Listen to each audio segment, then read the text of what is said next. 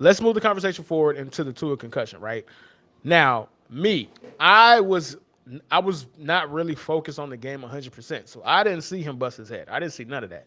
Right. All I saw was I didn't see none of the picks, bro. Like I for whatever reason I forgot the game was on and I just went on about my day and then I literally was like, "Oh crap, the game is still on. I forgot about the game." I rushed upstairs, cut the TV back on, and I saw the aftermath after he threw the pick, where the After what the third one. after the third one. But I didn't see him throw the pick. I just saw I saw the Packers go on drive, ultimately win the game. Cool. So I went on Twitter, and then I was like, I saw that Tua was trending. I'm like, Tua must have had a terrible game if he's trending on Twitter. Right. Lord hold me no, bro. I saw pick after pick and some of the worst picks I've ever seen in my life. Ever, bro. Watching that game, you would have thought. And Herbie, here's the crazy part. The way he played in the first half, he was phenomenal. Right. The nigga had 200 yards on 6 completed passes at one point. And the 84-yard touchdown, yeah, Waddle ran most of the way, but he was under pressure on that play. Like he had a man in his face, still was able to make the throw. You know what I'm saying? He threw a 50, I think it was a 52-yard bomb right on the money to Tyreek on a deep post route, I think it was. So to start the game, Herbie, Tua was playing well and we were controlling the game really well. I mean, we were up 20-10. I think at halftime we were up 20-13. I think it was after the fumble from Mostert. They ended up the Packers were able to kind of bring the game back a little bit. But ultimately, Herbie, we were in control of the game. That's why when I left and I came back and I just saw the missed field goal, I saw the first interception, which there was like 5 defenders there. I was just like, what is that? Then you see the second one, which looked like a miscommunication, but Mostert wasn't like, even if it wasn't a miscommunication, even if Mostert was where he was supposed to be, he was going to be tackled immediately. He might not even have caught the ball. So it was a bad decision either way. And then the final pick, props to Rasul Douglas for feigning man when they were actually in zone coverage. But that, disguises haven't been something that fooled Tua like that all season long. Like he's been pretty good at reading through disguises. I've seen it on film. So to see him get caught up in that trap coverage so easily, just basically give the ball up to that nigga. It was Herbie. I remember watching that game, and I'm gonna give you my honest thoughts before I get to the concussion. Well, I can actually talk about the concussion a little bit. When it comes to Tua, Herbie, I feel bad because I want to say this. I feel bad because I don't think he'll get the opportunity to redeem himself this year because I think it would be irresponsible for the Dolphins to let him play.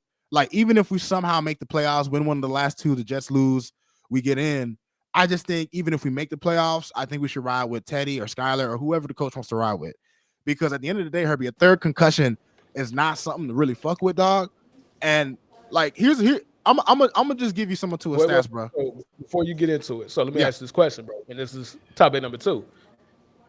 And this is listen, I'm not even trying to be like, super crazy or like, the sky is falling, bro. But is this the end of Tua, dog? Like you can ask that question at this point, bro. Man had 3 concussions in 1 year, dog. in three Honestly. months, dog. Three In three concussions in months. 3 months, right? 3 concussions in 3 months, bro. So So, is this the end of Tua? For sure for this season. I can't see him coming back, even if y'all make the playoffs. It would be, right. in my opinion, malpractice if y'all put it back on the Yeah, field. nah, 100% agree. Like, look, I'm not gonna say I'm gonna boycott the team or anything if they play him, Herbie, but I'll be disgusted. Like, I'll be like, I don't even know if I'd even want to watch the game because, like, we don't know where his head is. He needs the whole offseason to kind of get his head back together. Like, if you look at the stats of how he played in the game, and look, people are on two different parts of this. There are some people who think the concussion didn't have as much to do. There are some people, Herbie, the man's stats in the second half were so bad compared to the first half. I have to believe the concussion has something to do with it, right? I mean, he was 9 of 12 for 229 yards, 19.1 yards per attempt in the first half of that game. Had a touchdown. Speaking of that, I actually have it right. So I was kind of on the fence, and I'm not gonna hold you. I was kind of on the fence because I'm like, Of course, do I want to show the hit or do I not? But I'm like, it's already on the internet, bro. It's out there for public consumption, bro. So let me go ahead and get that right now, dog. right. And this is it right here, bro. And to what you were saying, bro. And this is a tweet from Warren Schapp. If this play was at 240, was two concussions, here are his stats. Pre-concussion, 9 for 12, 220 yards, 19.1 yards per attempt, 1 touchdown, no interceptions. Post-concussion, 7 for 13, 81 yards, 6.2, 0 touchdowns, and 3 straight interceptions in the fourth quarter, bro. And here's the play right here, dog. And it's crazy because it's like I didn't see this. I didn't hear anybody mention this Right, me and, neither. until like an hour after the game. And here go the play right here, bro. This is the play right here. You see him go down, get by legs, boom. Hit his head right where he's hit his head the first 2 times. Same spot or So similar spot. at this point, I'm just like, I don't really know what to do with Tua, bro, because it's like I've never seen anybody like this, bro. Like Bro, I ain't it's never seen anybody like this, bro. Matter of fact, Herbie. hold on. You know what Tua is to me, and I'm gonna just get it out my system, dog. Tua to me is like he's the worst kind of tease, bro, because I don't think like there's a lot of Dolphin fans that after this game, before we knew about the concussion, they were ready to be like, the same niggas that were chanting MVP for this nigga, all of a sudden saying, oh, he's trash, he's this and that. I don't believe that at all. I actually think like this nigga has played 12 games, so all 12 games tell a story. I think Tua is a really good football player, but there's two caveats to Tua, Herbie. There's two caveats to Tua. One is obviously the one we're discussing right now, is the fact that he's injury prone and now is becoming concussion prone. So on top of him just hurting his ribs and hurting his hip, hurting his finger and shit, now we got to worry about him when he takes regular. Herbie, that tackle wasn't like a dirty play. It was a regular NFL tackle. It's almost like this nigga needs a class to learn how to fall down, dog. Somebody needs to teach this nigga how to fall. Like, bro, it's just crazy, Herb. But the second caveat, Herbie, and I have to be objective about this. Now, I'm not saying that I think we should get rid of Tua because honestly, I don't think he's going anywhere next year because A, we gave up a lot of draft capital, and B, we have really no cap space. So Tua is lucky enough, and he's probably played well enough to where the organization might give him another go.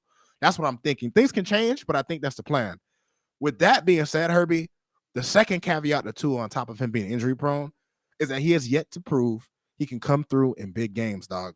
I have to be honest about this. When you talk about a guy being a franchise quarterback, the last 4 games were all big games, Herbie. 49ers game of the week in the afternoon on Sunday. Chargers on Sunday Night Football, a game that was flexed. The Bills game on Saturday Night Football, and now the standalone 1 o'clock game on Christmas. You have 4 big time, 4 spotlight games. The offense only showed up in one of those games. It's hard for me to kind of quantify the Christmas game because if the concussion really affected Tua, and even when you watch the film, it seems like his depth perception was off on some of his throws. So yeah, listen, the concussion definitely played a factor. But even if you take the Packers game out, Herbie, he didn't play well against the 49ers. We chalked it up. He didn't play well against the Chargers. We chalked it up. Against the Bills, he played really well. You could almost argue the offense let him down because we had 6 drops, 3 potential touchdowns. Between Tyreek Hill and Trent Sherfield and Braylon Sanders, all 3 of these niggas could have had touchdowns, dog. They weren't able to catch the ball. So at the end of the day, Tua actually played really well in that game. But here's the issue: the blemish for him in that game, Herbie, is Mike McDaniel wanted, instead of running the ball when he was running at 7.5 yards a pop, wanted to put the ball in your hands on 3rd and short. Herbie, how the hell we can convert 3rd and 9? How the hell we can convert 3rd and 5? But when it's 3rd and 2, 3rd and 3, 3rd and run, we don't know what to do. We just throw fucking quick outs, dog. Like, you know what I mean? Like, so in the one game where we actually played well and we had the lead, we didn't put the game away, Herbie. And people want to be mad at the defense. Well, if you put your defense in the position to where a guy like Josh Allen can drive down the field to not only tie the game but win the game, you're fucked. Like, at the end of the day, that game is not on the defense. People want to say, oh, they allowed 32 points. The offense was up by 5 points, had a chance to score, settle for a field goal. They were up 8 points, and they had another opportunity to put the game away, Herbie. So at the end of the day, I'm not saying that this is Tua's whole character. He's still a young player in this league, Herbie. But the way I felt about Tua, especially a month ago, I feel more sour about it, Herbie, because this is just my strong belief, especially after having Tannehill for several years. At the end of the day, Herbie, if it's the end of your 3rd year and I still have question marks, how can I call you the guy? It doesn't take 4 years to find out who a quarterback is, dog. That's my opinion. I could be. Nah, that's fair. Everybody has their own parameters. Some people don't even want to wait, more than 2 years. But for me, I'll always, if you didn't look like trash your rookie and 2nd year, he didn't look like trash. He was okay. You know what I'm saying? Especially given the circumstances. But he showed he could play at a high level this year. But that's not going to be enough next year, Herbie. We know you can play at a high level. So now we have to see you do it more consistently. Now, when it comes to early season, if the Dolphins start out 5-0, 6-0, who's going to be shocked? We have the talent, we have the coaching, we have all that. So at the end of the day, when the big games come, real football starts late November, December, January, Herbie. That's real football. And we're 0-4 in real football, Herbie. And to be a franchise guy, you gotta take home one of these games, Herbie.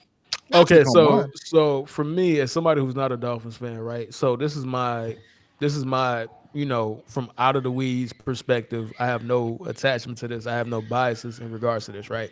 Right. You have two problems. One problem A is that there's a the long term health to Tua Tagovailoa. Of course. Which is Whatever the that most is at important that point. thing. Right. Obviously, that's Right. his well being beyond football, right? Right. Right. When he's 40, 50, 60, like this is going to affect him down the road. So obviously, right? Right. We're Right. not we're not we're not monsters, bro. We don't care enough about this sport that we don't even get paid for Right. ourselves. We're just fans to the point where we just are just going to throw him out. No. It's none of that, right? Right. Right. However, he is still somebody that you are trying to learn about, and this doesn't help. Yes. This only further proves the point that he might not be the long term guy. And I think when people call somebody a bust or where somebody doesn't stick with a team or doesn't work out with a team, it's not always equal, bro. Right. Zach Wilson is not Tua Tagovailoa. If they both end up on a different team that didn't draft them, bro, it's going to be for very, very, very different reasons. Absolutely. Tua might not be able to stay healthy, and the Dolphins can't trust him anymore. Right. Zach is the worst quarterback I've ever seen, bro. Different things, He's bro. top five. Yeah. You know what I'm saying? Completely different things, right? Yep. The other issue that this creates is that one, you are back exactly where you were last year, dog. Like, so you're and actually a third thing, you guys are again stuck in quarterback It purgatory. never ends, Herbie. It never fucking ends, dog. You switch Ryan Tannehill for Ryan Tannehill from Hawaii, bro. Like you got the Yep. same person, dog. Like Basically, dog. you're in the same situation. You have the same issues. You are in a wheel, bro. You are a hamster that's chasing its own fucking tail right now, dog. As a Dolphins organization, when it comes to the most important position in all of sports, dog. Right. How do you fight your way out of this paper bag, Rod? I mean, Herbie, to be completely honest with you, at least in the foreseeable future, this is the silver lining that I'm gonna give to my fellow Dolphin fans because I don't want to be on this podcast and be all doom and gloom because it doesn't have to be like that. I still Herbie, despite the epic, and I do mean the epic collapse that we have had, this is still my most enjoyable season as a Dolphin fan, bro. It's just having the worst ending to any other season I've ever had. So it's two things that are the same for me. But ultimately, Herbie, the silver lining for next year is you're more than likely gonna roll Tua out next year. I imagine they're gonna listen. Tua is who he is, Herbie. I realized that he may never be the super smart quarterback that I thought he was gonna be. When you're a guy with his skill set, Herbie, the most important thing isn't even being accurate or throwing with anticipation. It's being smart enough to know where to go with the ball on every play. That's what separated Drew Brees and Steve Young and fucking guys who just didn't have great arms but were really accurate. That's what separates them, Herbie. They almost always make the right decisions. Are they susceptible to a bad game? Yeah, everybody is. Dan Marino had a game where he threw 5 interceptions. All right. Like at the end of the day, the good players, they have bad games. But Herbie, consistency is important. And let's be real about Tua, dog. Outside of a 4-game stretch, a fourth quarter that was incredible, and the first half of the Packers game, how much has he really impressed people? Like, if you really take a step back, like during midseason when we were running through lesser competition, it was nice. Like the information that we had was he has improved, the Dolphins have improved. But now we have a bigger, broader outlook. And I think going into next year, I think this next year will be the first time Tua won't have to relearn an offense, have to learn a new offense. You know what I'm saying? This will be the first time he's going into an offense already comfortable with the system. I'm just expecting Mike McDaniel to make adjustments to expand and for Tua to have a deeper understanding of what he's looking at on the field and what he's playing against and how defense are going to attack him. So next season, they're going to try Tua out again, Herbie, because we went out and got Chubb. We went out and got Tyreek. Like the Dolphins made moves because they believed in him. So I don't think they're going to cut bait on him just because he probably won't be able to play the rest of this year. I think they'll give him one more year. Me, if I'm being honest, and I've been pro Tua since we've drafted him, I don't hate the guy or anything like that, but I'm out, Herbie, because I did this before. I Yeah, did this before, dog. I yeah, did this for before sure. with Tannehill, dog. So for me, I gave him his 3 years. No excuses, Herbie. I seen what I seen, and it's not that I think he's bad, but Nope. he's just not good enough.